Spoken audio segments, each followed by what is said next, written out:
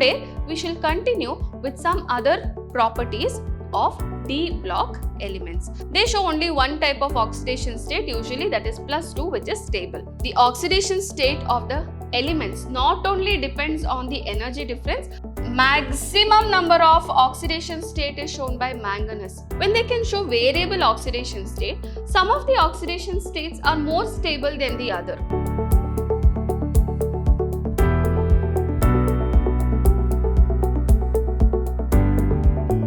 Hello my dear students, welcome back to the session 3 on the chapter D and F block elements. Last class we studied the different trends in atomic radius as well as in the metallic character of D block elements. Today we shall continue with some other properties of D block elements. We have oxidation states. Okay, all the elements of D block show variable oxidation state except the last element, that is zinc, cadmium and mercury. They show only one type of oxidation state, usually that is +2, which is stable. Okay, but all the other elements of D group, okay, they show different oxidation state and they show only positive oxidation state. That means they lose electrons very easily and they do not show negative oxidation state. They show only positive oxidation state. Now, what is the reason behind showing only positive oxidation state? Now, I have my nucleus here, first shell, second shell, third and then the fourth. In the 3d orbital and the 4s orbital, energy difference is very small. So, what happens is, these electrons which is there in the 3d, okay, 3d orbital can get easily promoted to the 4s orbital and thus they can involve in bonding, or even they can lose the electrons very easily because the energy difference is very small. That is the reason they show only positive oxidation state. So, it requires a very less energy to get promoted from the 3d orbital to the 4s orbital. Thus, they show positive oxidation state. Okay. So, that's about the one give reason question which they can ask for your exam. Next, about the oxidation state of the elements not only depends on the energy difference, what are the other factors which it depends upon? First is the number of electron present in the outermost shell. So, the oxidation state depends on the number of electrons which is present in the outermost shell and also the number of unpaired electrons in the d orbital of the penultimate shell. Penultimate, I told you, one shell previous from the valence shell. We call it as penultimate shell. So, how many electrons are there? Unpaired electrons are there in the d orbital. So, there is a method of calculation of minimum oxidation state which a element can show and the maximum oxidation state which an element can show. And what is that method? See, minimum oxidation state is equal to number of electrons in the 4s orbital. So, how many electrons are there in the 4s orbital? That is the minimum oxidation state which a element can show. Okay, and the maximum oxidation state is number of unpaired electrons in the 3d plus the number of electrons in 4s. So, this is how we calculate the minimum oxidation state which an element can show and the maximum oxidation state which an element can show. Okay, now if you see the 3d series, okay, in the 3d series all the elements have got 2 electrons in the valence shell except chromium and copper. Chromium and copper has got the electronic configuration of argon 3d5 4s1 and copper it is having argon 3d10 4s1. Only these 2 elements has got 1 electron in the s orbital, rest all the 8 elements has got how many electrons in 4s orbital? 2. So, the minimum oxidation state shown by all the other elements except chromium and copper is +2 state, because minimum oxidation state is equal to number of electrons in the 4s orbital. That's why they all show +2 oxidation state. Only chromium and copper can show +1 oxidation state, that is the minimum oxidation state. Now, what about the maximum oxidation state? We will see here. In this table, see, scandium can show +3 oxidation state. maximum, and minimum it can of course show +2 oxidation state. You can see titanium, it can show +2, +3 and +4. Now how did they calculate this? If you see titanium, if I take, it's got the atomic number 22, so argon 3d2 and 4s2, correct? 18, 19, 20, 21, 22. 22 electrons are there. Atomic number of titanium is 22. Now you see, minimum oxidation state is +2 because 2 electrons in the 4s orbital. Maximum oxidation state is number of unpaired electrons, 2 unpaired electrons plus number of electrons in the 4s orbital, so 4. So, +2 is the minimum oxidation state, +4 is the maximum oxidation state. It can show +2, +3, +4. All that oxidation state in between also it can show. Same way, for vanadium, if I calculate +2, +3, +4, +5. Chromium, +2, +3, +4, +5, +6, plus it can show even +1 oxidation state. Okay. Manganese, you see, maximum number of oxidation state is shown by manganese. Why manganese? I'll just write the electronic configuration. Manganese, you see, it is atomic number 25. So it is argon 3d5 4s2. So minimum oxidation state, as I told you, it is +2 because 2 electrons in the s orbital. But maximum oxidation state, you see, number of unpaired electrons, all the 5 electrons are unpaired, which is there in manganese. So 5 plus number of electrons in the 4s orbital, 2. So it is 7. It can show +2, +3, +4, +5, +6, +7. Now after manganese, you can see the number of oxidation states goes on decreasing. That is because the number of unpaired electrons also go on decreasing. So that's how we have the different oxidation state for the 3D transition series. Next, we are learning about the relative stability of the oxidation states. Now, when I talk about the relative stabilities of the oxidation state, when they can show variable oxidation state, some of the oxidation states are more stable than the other. So how do I explain that? That is based on the 3D0, 3D5 or 3D10 configuration. Now, whenever there are no electrons in the d orbital, then that element is more stable because it has got the electronic configuration of noble gas, correct? If it has got half filled d orbital, then it is more stable, or if it has got completely filled d orbital, then also it is very stable. Now, for example, you can see here titanium +4 state, it has got 3d0 and 4s0. Why? Because titanium in +4 state has got the electronic configuration of argon, that is of noble gas, isn't it? 22 electrons, out of 22 electrons you remove 4, there are 18 electrons. 18 electrons means it has got noble gas configuration, so it is more stable than titanium +3 state where there is only 1 electron in the d orbital. Okay. Similarly, manganese can show +2 to +7 oxidation state, correct? But +2 oxidation state is more stable than +3. Why? Because in +2 it has got half filled orbital. 3d5, that means 1, 2, 3, 4, 5. Half filled d orbital it has got. That's why +2 state is more stable than +3. Where in +3 you can say it has got 3d4. It is not half filled d orbital. Okay. Similarly, Fe +3 state is more stable than Fe +2 state. In Fe +3 state, again 3d5, same. Half filled orbital is there, whereas in +2 state there are 6 electrons in the d orbital, it is not half filled.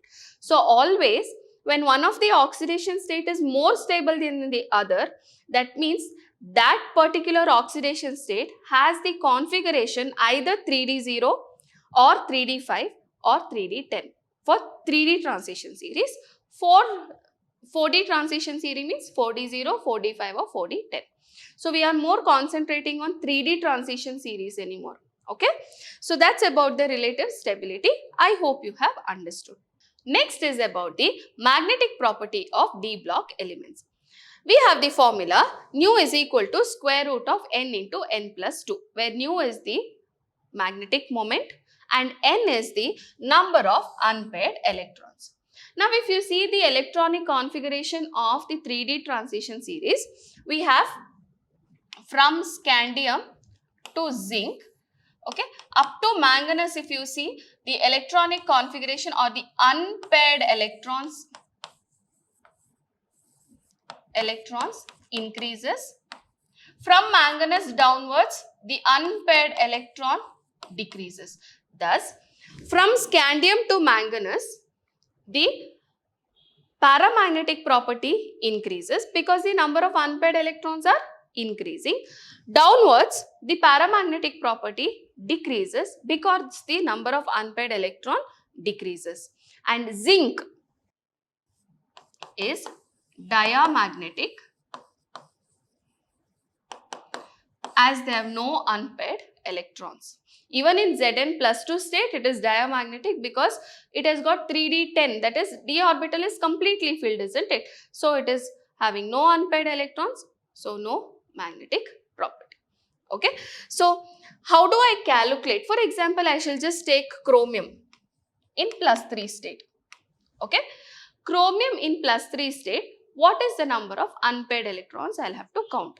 So chromium atom, if I take, it is argon 3d5 4s1. In plus 3 state means what? 3 electrons are lost. So 1 electron from here is lost, 2 electrons from here is lost. So chromium in plus 3 state, it has got the electronic configuration argon 3d3. That means in the d orbital, there are 3 unpaired electrons. So n is 3. How do I calculate? Nu is equal to square root of n into n plus 2. Then I write 3 plus 2. 3 plus 2 is 5. 5 3s is 15. So square root of 15, if I take, I'll get it as 3.87 Bohr magneton. So like this, you can get different problems for calculation also, and this is a very, very important concept for your competitive exams, and there's a shortcut for calculating magnetic moment. I'll explain that in your classes for competitive exams. Okay, so that's about the magnetic property. I hope you have understood. Next is about the formation of the colored compounds. If you see D block elements, most of them are colored compounds. For example, in the lab you might have seen potassium dichromate crystals. Yes, chromium. Chromium is a D block element and it has got an orange color. Or you might have observed the solution of potassium chromate, which is yellow color solution. Yes, and also potassium permanganate, which is violet or dark purple color it has got. Yes, these are some of the elements which belong to D block, and also they are colored compounds. Their compounds are usually colored. Now, what is the reason for the formation of the colored compounds by D block elements? That is because they have the ability or the property to absorb light of certain wavelength from the region of visible spectrum in the electromagnetic spectrum, or the visible region of electromagnetic spectrum. So what happens is these compounds absorb a particular light, and the complementary color is what we can observe, not the color of the light which is absorbed.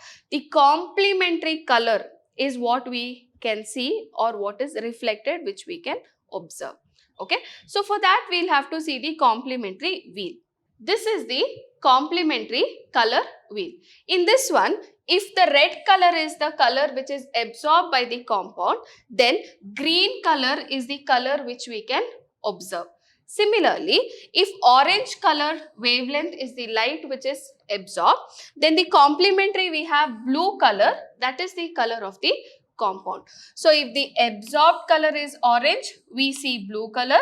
Absorbed color is red, we see green color. Same way we can also tell if yellow colored light is what is absorbed. Then the violet color is the color of the substance which we can observe. So this is the complementary color wheel. How do you write it? It's very simple.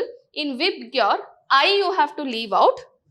A circle, you just divide them into 1, 2, 3, 4, 5, 6 parts. You start writing V, I you leave out, B, G, Y, O, R. You get the complementary color wheel. Okay.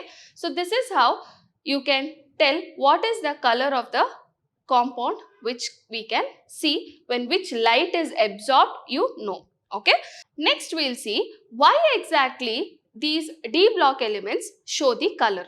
We understood how exactly color is shown, that the D block elements, they can absorb a particular light of a particular wavelength from the visible region, and the complementary color is what we can observe, or we can tell it's the perceived color. Okay, but what is the reason for this color? That is, it has got unpaired electrons. When there is unpaired electrons in the d orbital, there is d-d transition. What can happen? That is from the T2g level to Eg level, okay, or from Eg level to T2g level, depending on what is the splitting, what is happening. Based on that, there is d-d transition what is happening. Due to that, there is a color, or there is a light which is absorbed and the complementary color which we can see. And I have explained in detail about d-d transition in coordination compounds. Okay, so this is the main reason for the color. So any compound or any element, if it has got an unpaired electron in the atomic state or in the oxidation state, if it has got the unpaired electron, then there is color what you can observe. For example, you can see if there are no unpaired electrons, then the compound will be colorless, and we can observe that in zinc and Cu plus 1 state. In zinc in plus 2 state, 3d10, it has got no unpaired electron in the d orbital, or Cu plus state also 3d10 electrons are there, no unpaired electron, thus they are colorless. Whereas Cu plus 2 state, you see, Cu plus 2 state, that is the cupric ion, has got 3d9 configuration, that is it has got one unpaired electron, that's why it has got a blue colored, isn't it? Copper sulfate, have you all seen? It is a blue colored compound because copper is in plus 2 state. Whereas if you take anhydrous copper, or if you take cuprous salt, okay, if you take cuprous salt, there will be colorless.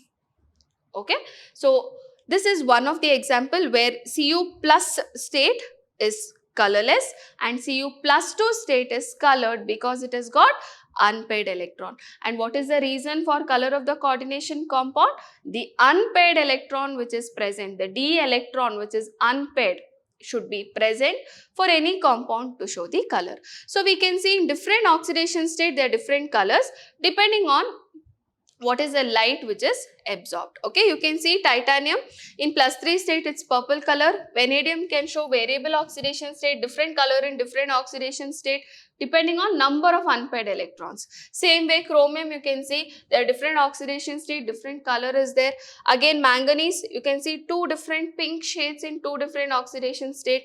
You can see iron, again two different colors. Cobalt you have one, nickel one, and copper in plus 2 state you have one colored compound. So these are some of the colored shown by the 3D transition series elements. Okay. Next is catalytic property.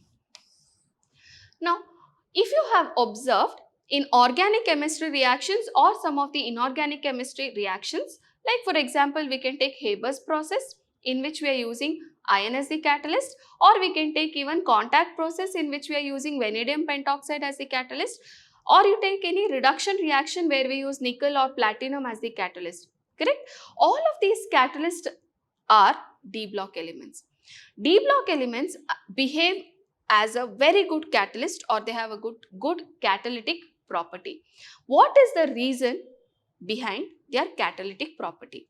One reason is they show variable oxidation state, and due to the formation of variable oxidation state, they can form transition state or an intermediate state which is highly unstable, which will lead to the formation of the product. So the first reason is they have variable oxidation state, and due to that these transition metal can form unstable intermediate compounds readily, and thus they can lead to the formation of products. And the second reason is they are all metals, and thus they can provide large surface area for the reactant to get adsorbed side by side, so that they can react and then they can form products. So two reasons for their catalytic property.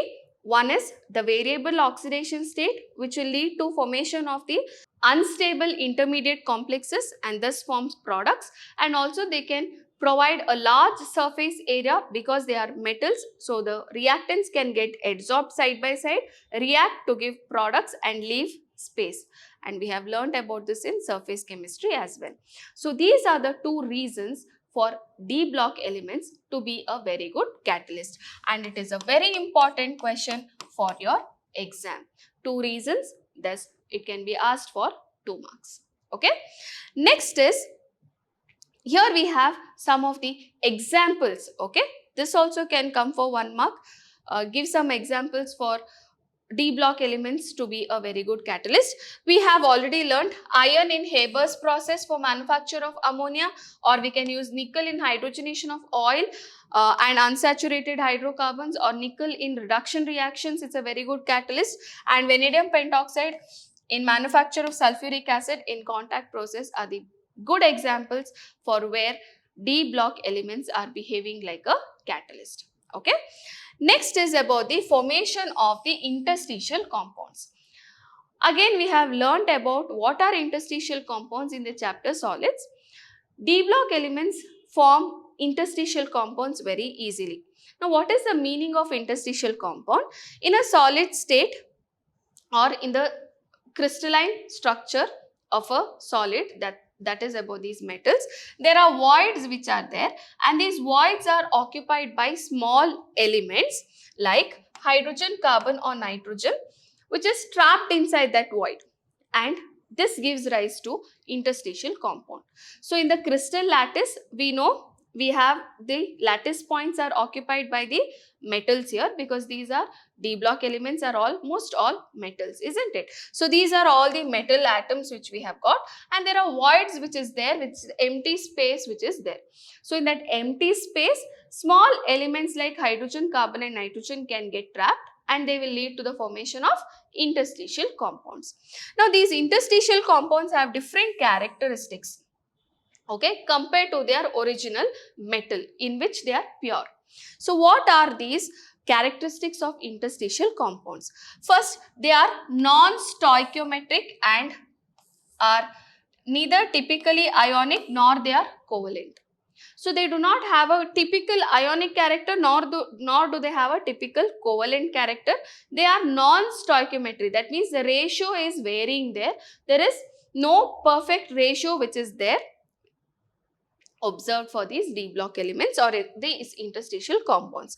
Next, these interstitial compounds have similar chemical properties as the parent metal, but they differ in the physical properties such as density, melting point, hardness, etc. Some other properties are, see, interstitial compounds are hard and denser. This is because of the smaller atoms or the lighter elements which is there in the void. So the density will increase because the void is also occupied by different elements. So density will increase and they become more hard because there is no empty space.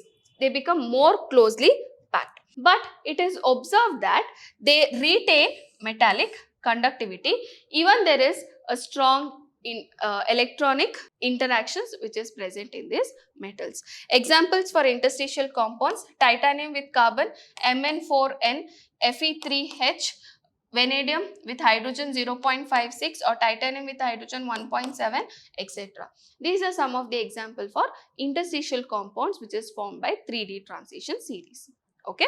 Next we learn about the alloy formation. Now D block elements form different types of alloys. Now what is alloy?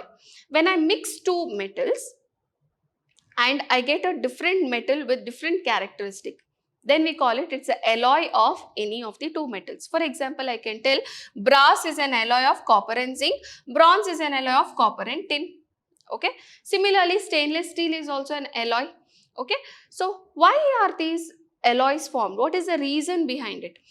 One thing is, if you observe in 3D transition series, okay, as we move along the group, there is no much difference in their atomic size. So when I take two metals and melt them and allow it to cool, okay, so they'll solidify again. One atom in the crystal lattice can be substituted by any other atom of the different metal so that they form an alloy. So what are alloys, or how is it formed? The transition metal form a large number of alloys. Alloys are formed by the metals whose atomic radii are similar.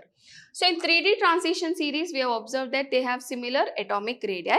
So hence the atom of one metal can be substituted with the atom of the other metal in the crystal lattice. So when I melt any two metals and allow it to cool, then one of the atom is substituted by the other atom of the different metal there, and thus a new metal or a new form of metal is formed, that is called as an alloy. Okay.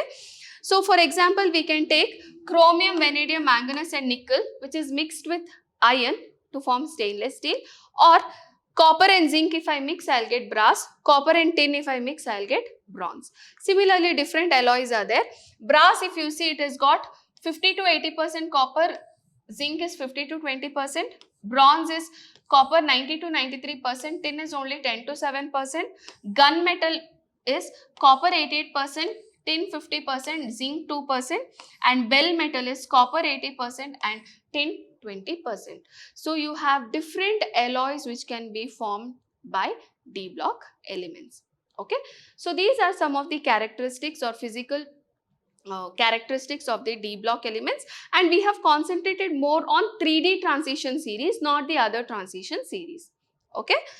So next class we will be learning about the melting point and boiling point and the standard electrode potential. So I hope you have understood today's class. Thank you, my dear children. Stay tuned, stay focused.